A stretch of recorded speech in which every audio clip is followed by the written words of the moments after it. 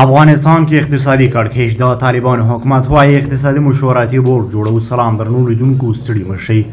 په داسې حال کې چې افغانستان له سخت اقتصادي کړکېچ سره مخ دی، د طالبانو د حکومت اقتصادي کمیسیون د شنبې په ورځ د افغانستان اقتصادي مشورتي بورډ د طرحې تاییدولو خبر ورکړ.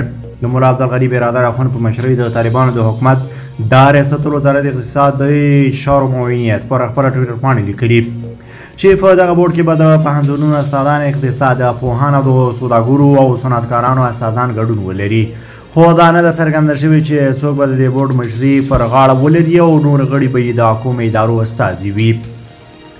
د طالبانو حکومت د دې ادارې په خبره د افغانستان اقتصادي مشورتي بورډ به په مهمو مسایلو کې لازم مشورې ورکوي.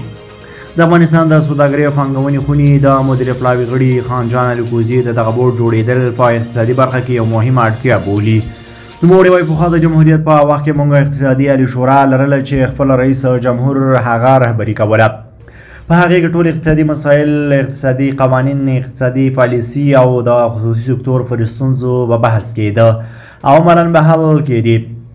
د اسلامي امارت پر راتلو د شورا په اقتصادي کمیسیون بدله شوې او په دې کې یوازې د امارت سکتوري وزیران ګډون کوي چې خصوصي سکتور پکې نه وو.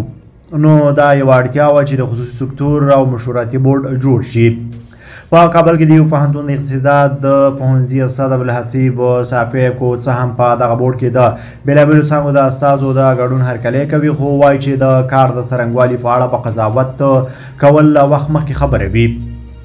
صافی وایي دا چې د پوهنتون استادانو او سوداګرو ته به کومه برخه ورکړل شي یا نه، د دې پوښتنې ځواب ورکولو ته لا وخت شته، خو زما په ان دوی ته ونډه ورکول به له اسلامي امارت سره په اقتصادي چارو کې مرسته وکړي. خو د اقتصادي چارو په ازرخش حافظي په دې باور دی چې کو په دغه بورډ کې یوازې د یوې ډلې پرېکړې ته اهمیت ورکړل شي نو افغانستان به د هیڅ اقتصادي پرمختګ شاهد نه وي.